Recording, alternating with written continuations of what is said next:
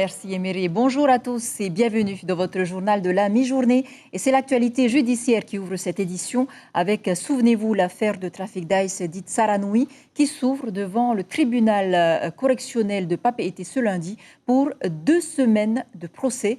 Au total, ce sont 25 prévenus qui seront jugés, dont le cerveau du réseau présumé, Tamato Alfonsi, qui, rappelez-vous, avait déjà été condamné à 6 ans de prison en avril 2019 dans une autre affaire d'Ice. Lucille Guichet était à l'audience ce matin.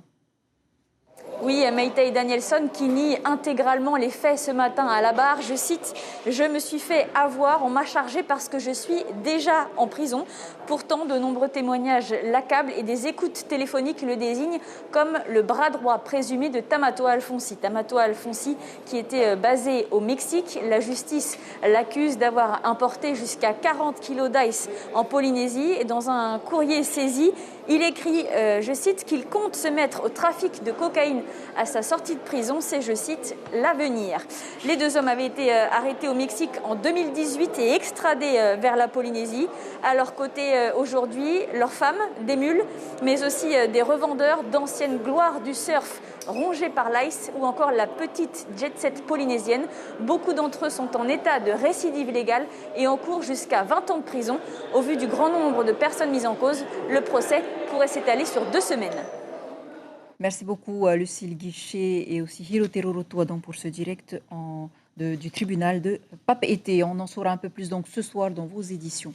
Et malgré la crise, de nombreux Polynésiens se lancent dans la création de toutes petites sociétés. Ils sont plus de 1000 en Polynésie chaque année à faire appel à l'ADI pour les accompagner. Pour la première fois, l'ADI lance le dispositif « Je deviens entrepreneur » qui va permettre aux porteurs de projets de bénéficier d'une formation gratuite. On écoute les précisions de Romain Stretz dans le cadre de l'invité café ce matin.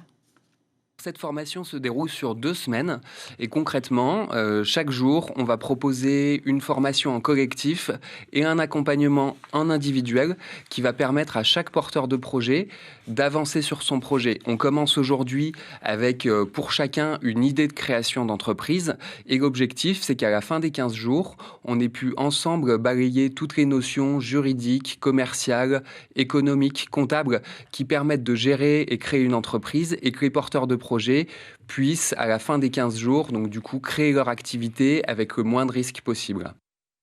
Voilà, le message est en tout cas passé. Direction les Sables d'Olonne en France, où l'Open Dacia de France a tenu toutes ses promesses malgré les conditions météo et des vaguelettes pas plus haut d'1 mètre de haut qui ont permis tout de même à Kaolivast et à la Guadeloupéenne Maud Lecard de démontrer qu'ils maîtrisent toutes les conditions. Le reportage de nos confrères à Paris.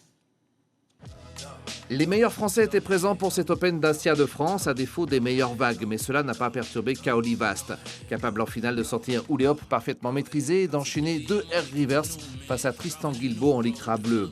Ça s'appelle le talent pur à 18 ans, les notes de Kaoli, 9,97 et 9,60. Et ça paraît tellement simple quand le Polynésien l'explique lui-même. Depuis le début de la compétition, j'avais trouvé cette gauche. Elle avait du bon potentiel pour les manœuvres et pour les airs. Mais là, le vent était parfaitement bien placé pour les airs.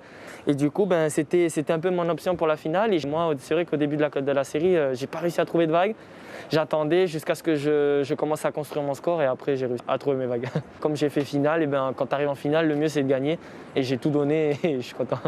Chez les filles, suprématie outre-mer avec le duel guadeloupéo-réunionnais entre Maud Lecard en rouge et Canel Bullard en jaune. La Saint-Martinoise a forcé la décision en moins de 10 minutes.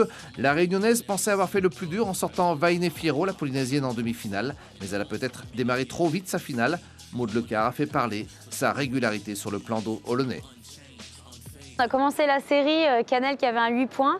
Donc au final, ça a enlevé un petit peu le stress. Ça m'a libérée du fait qu'elle ait un 8 points. Je me suis dit, bon, il faut y aller, il faut surfer, il faut donner le meilleur de soi-même et au moins pas être frustré à la fin d'avoir raté et manqué des opportunités. Ça fait partie de l'entraînement.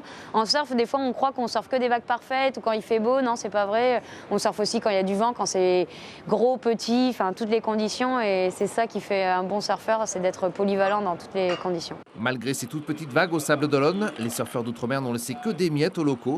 Au niveau pro ou amateur, ils sont en haut de l'affiche française.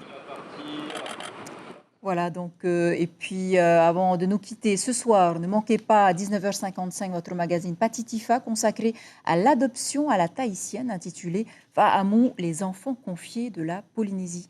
C'est la fin de ce flash. Si vous êtes à table, bon appétit. À tout de suite pour votre journal en Roteti.